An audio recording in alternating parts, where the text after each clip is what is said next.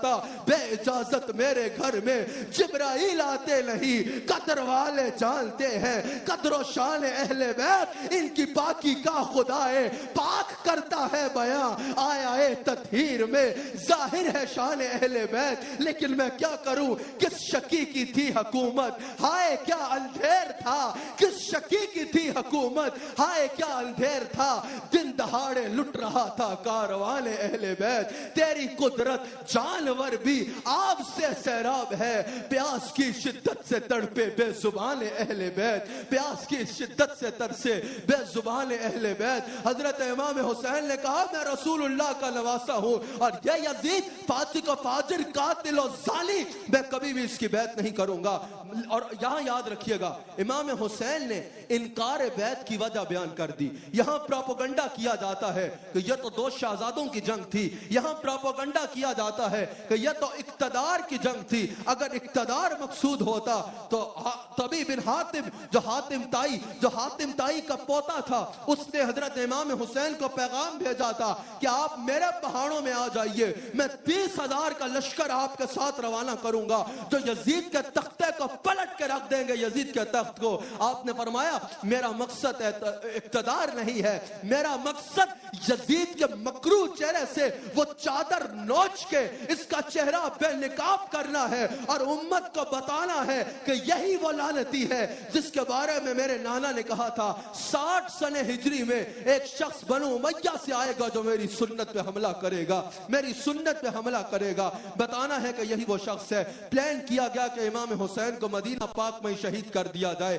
امام نہیں چاہتے تھے کہ شہر رسول کی عزت پامال ہو, مدینہ منورہ چھوڑنے کا فیصلہ کیا. اللہ اکبر. ناظرین کرام, آج 8 دن حاجی مدینہ پاک رہتا ہے اور نکلتے ہوئے کہتا ہے جان نکلتی نظر آتی ہے بدن سے اعظم, کوئی آسان تو نہیں طیبہ سے واپس آنا. آج حاجی 8 دن مدینہ پاک رہتا ہے اور مدینہ سے نکلنا کسی قیامت سے کم نہیں ہوتا. یہ تو حسین ہے, یہ وہ ہے جو رسول اللہ کے پیٹ پہ کھیلا کرتا تھا, یہ وہ ہے جو رسول اللہ کے کندھے پہ سواری کرتا تھا, یہ وہ ہے جو فاطمہ الزہرا کا دودھ پیتا تھا, یہ وہ ہے جو فاطمہ کا بیٹا ہے, ساری زندگی اپنے نانا کے گلیوں میں گزاری, اپنی والدہ کے ساتھ گزاری. آج حسین مدینہ پاک سے جدا ہو رہا ہے.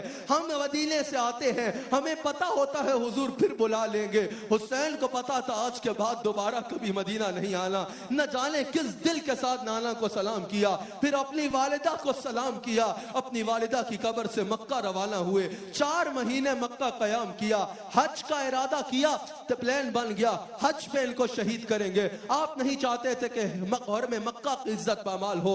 آپ نے احرام کھولا اور کوفہ کی جانب سفر شروع کیا. صحابہ نے بتایا کہ حضور کوفی بڑے بے وفا ہیں, ذرا بھی یزید نے ان کو آنکھیں دکھائی آپ کو چھوڑ کر بھاگ جائیں گے. لیکن آپ نے فرمایا بے شک یہ بے وفا ہے, لیکن کیونکہ 150 خط مجھے لکھ چکے ہیں کہ ہمارے پاس امام نہیں ہے, ہم آپ کے سائے میں حق قلم لہرانا چاہتے ہیں, کہیں ایسا نہ ہو کل اللہ کے حضور شکایت کر دے تیرے نبی کے نواسے کو بلایا تھا اور وہ نہیں آیا رہنمائی کے لیے, میں جاؤں گا. آپ کوفہ کی طرف سفر کرتے ہیں. حضرت مسلم بن عقیل کی شہادت کی خبر رستے میں مل جاتی ہے, لیکن پھر بھی آپ سفر جاری رکھتے ہیں. رستے میں ہی حر بن یزید, حر جو یزیدی تھا لیکن بعد میں آپ کا غلام ہو گیا تھا, لیکن اس وقت یزیدی تھا, اس وقت حر نے آپ کا رستہ روکا, آپ کے قافلے کو روک کے کربلا کی طرف لے گیا.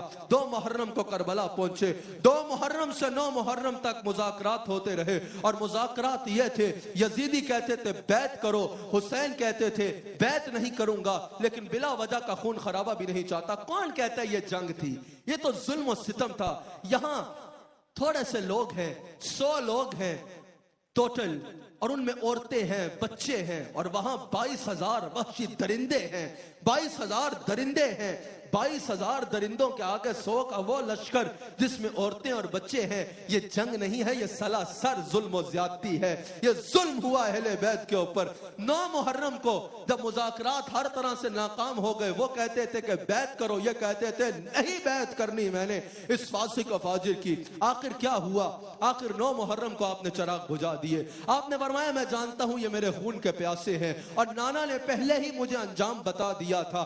آپ نے اپنے جانثاروں سے خطاب کیا اور کہا تم میں سے جو واپس جانا چاہتا ہے چلا جائے, مجھے کوئی گلہ نہ ہوگا, مجھے اس سے کوئی گلہ نہ ہوگا, میں نے صبح ان کے خلاف برسر پیکار آنا ہے. اللہ اکبر. آپ کے جانثار تڑپ اٹھے اور تڑپ کے کہتے ہیں حضور آج ہم اگر آپ کو ان درندوں کے بیچ تنہا چھوڑ کے چلے گئے تو قیامت کے دن آپ کے نانا کو کیا منہ دکھائیں گے, قیامت کے دن آپ کے نانا کو کیا منہ دکھائیں گے. حضور ہمارے خون کا قطرہ قطرہ آپ پہ قربان ہے. ہمیں یہ بھی نظر آتا ہے ایک صحابی ہے, ظاہراً عمر زیادہ ہے, اگر عمر زیادہ ہے, کمزور ہے, لڑ نہیں سکتے, تو جب تیروں کی بارش شروع ہوئی نا وہ حسین کے آگے آ گئے اور سارے تیر اپنے بدل پہ کھائے, آخر گر گئے. حسین کے قدموں کو پکڑ کے کہتے ہیں کیا میں نے حق کے غلامی ادا کیا یا نہ کیا؟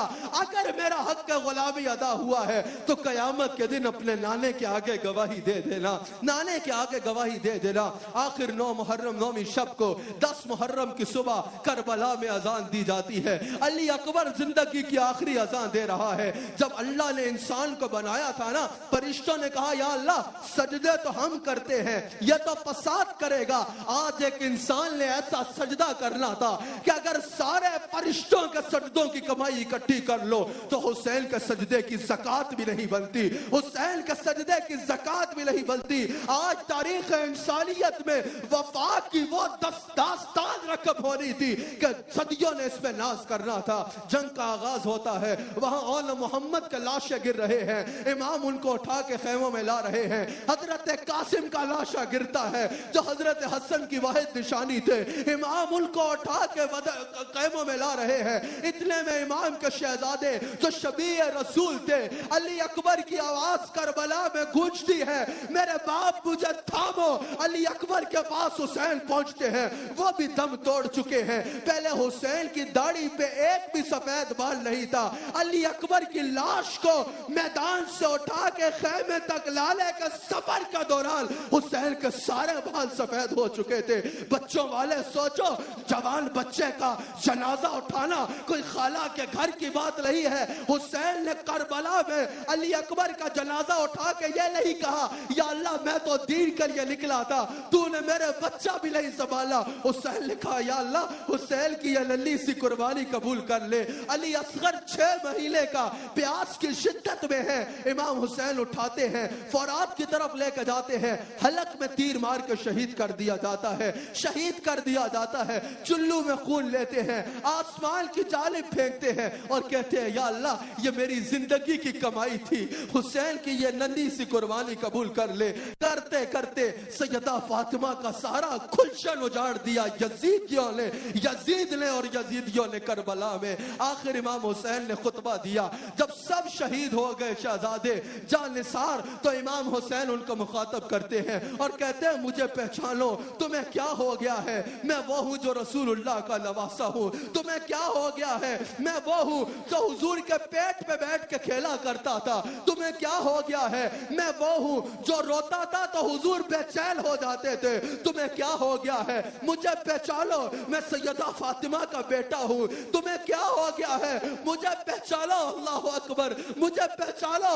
میں رسول اللہ کے جگر کا ٹکڑا ہوں. حضرت حسین نے یہ بھی کہا, یزیدیوں کی آنکھوں پہ ایسا پردہ آیا ہوا تھا, کہا یا بیعت کرو یا قتل کریں گے. امام گھوڑے کو ایڑ لگاتے ہیں, جاتے ہیں. امام حسین کی تلوار چڑھتی ہے, یزیدیوں کا خون چاٹ رہی ہے. ایک ہیبت طاری ہو گئی کربلا کے میدان میں کہ ایک حسین 22,000 پہ غالب آیا ہے. حسین فورات میں گئے, پانی کا چلو بھرا, کہا تم سمجھتے تھے کہ حسین کو فورات سے روک سکتے ہو؟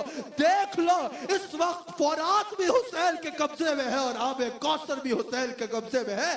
یاد رکھنا, امام نے اس وقت بھی پانی نہیں پیا اور یہ ثابت کر دیا کہ حسین پانی کا پیاسا نہیں تھا.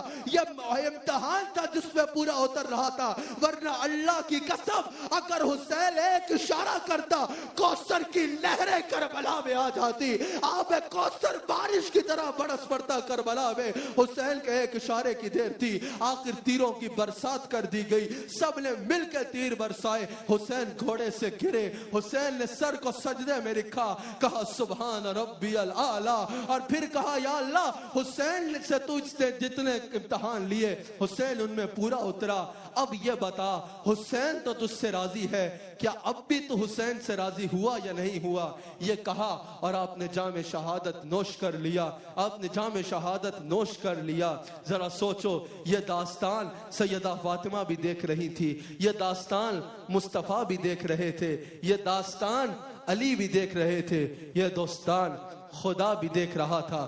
ان کے نعرے لگانے والا، ان کی حمایتیں کرنے والا، ان یزیدیوں کے بارے میں نرم گوشنا رکھنے والا قیامت میں کس سے شفاعت مانگے گا؟ ذرا غور کرے ناظرین اکرام۔ اس کے ساتھ ہی آج کے پروگرام کا وقت اپنے اختتام پہ پہنچتا ہے۔ اللہ ہمیں مصطفیٰ کی اہل بیت کا وفادار رکھے۔